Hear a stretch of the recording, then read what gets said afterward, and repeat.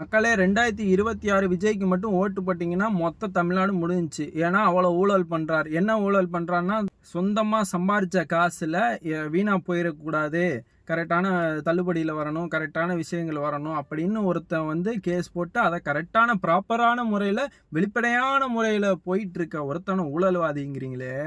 ஓங்காசையும் ஏங்காசையும் தின்னு ஒரு குடும்பம் மொத்தமும் கொளுத்து போய் உட்காந்துருக்கே டிஎம்கேன்ற ஒரு கட்சின்ற பேரில். அதை கேட்குறக்கு எவனாச்சும் துப்பு இருக்கா? வெட்ட வெளியில் அப்பட்டமா இதில் சம்பாரிச்சது இந்த ஊழல் அந்த ஊழல், அத்தனை அமைச்சர் உள்ளே போயிட்டு வராங்க, பாட்டிலுக்கு 10 ரூபா, என்னென்னமோ நடக்குது. அதை எவனுக்குமே கேட்க துப்பு இல்லை. விஜயை சொல்கிறதுக்கு நீ யார் நான் யார்? புரியுதா?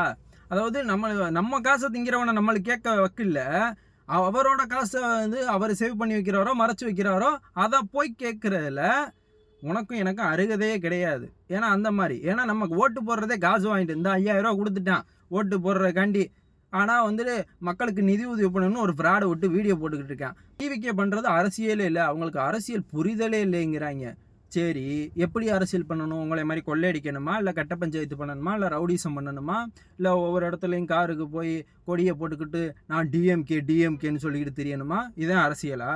நான் அரசியல்வாதின்னு வெள்ளை வெட்டியை சட்டிக்கிட்டு போட்டுக்கிட்டு தான் அரசியல் புரிதலா? ஏன்னா உங்களுக்கு கொஞ்சம் சொல்கிறதுக்கு தகுதி இருக்கா? சரி, ஓகே. அப்படியே புதுசாக வந்தாலும் புதுசாக கொடுத்தவன்ட்ட ஒருத்தவன் மாற்றமே வரும். உங்கள் கையில் தானே ஓட்டு இருக்குது, நீங்கள் தானே ஆட்சிக்கு கொண்டு வர வைக்கிறீங்க மக்களாகிய நம்ம.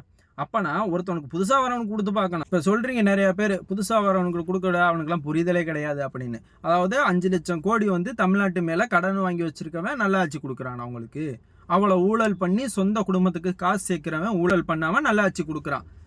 ஒன்று புரிஞ்சுக்கங்க, அவன்கிட்ட இருக்க காசில் தமிழ்நாடு கடனே இருக்காது, அந்த அளவுக்கு காசு. உங்களுக்கு புதுசாக ஒருத்தன் விஜய்னு ஒருத்தவர் உள்ளே வராருன்னா ஊழல் மொத்தமாக காலி.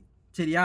அவர் ஊழல் பண்ணுறது அப்புறம் அது இருக்கட்டும், அவர் நல்லவரா கெட்டவரா, ஆட்சியே மாற்றணும், இங்கே இருக்க சிஸ்டத்தை மாற்றணும். சரியா? அவர் பண்ணுறாரு பண்ணாரு அது அடுத்த பேச்சு. இங்கே மாற்றணுங்க. மாற்றிட்டு நீங்கள் வந்து அவர் பண்ணலை இது பண்ணலை அப்படின்னு சொல்லுங்கள். ஏன்னா 5 வருஷம் தானே இருக்க போகிறாரு. ஏன் விஜய் வந்தால் அதுக்கப்புறம் வேறு யாருமே ஆட்சிக்கு வர முடியாதா? அப்படி பயம் இருக்கிறவங்க சொல்லுவீங்க. சரியா? அதனால் இந்த 2026 என்ன காசு கொடுத்தாலும் பண்ணாலும் கொஞ்சமாச்சும் சுயபக்தியோட யோசிங்கயா. என்ன பண்ணுறோம், யார்கிட்ட காசு வாங்குறோம், எவன் கொள்ளையடிக்கிறா, எவன் நல்லவன், எவன் புதுசாக வரேன் அப்படின்ட்டு. நான் இன்னமும் வந்து விஜய் நல்லவர், அவர் தான் நாட்டையே திருத்த போகிறாருன்னு சொல்லலை. சான்ஸ் கொடுங்க, கொடுத்தீங்கன்னா தெரியும். ஆனால் இந்த பரதேசி பையன் டிஎம்கே ஒரு கட்சி, அவ்வளோ ஊழல், அவ்வளோ பஞ்சாயத்து, மொத்தமாக ஒரு லிஸ்ட் இருக்குது. 5 வருஷத்தில் அவங்க என்ன பண்ண வேணும்னு ஒரு வீடியோ போடுறேன்.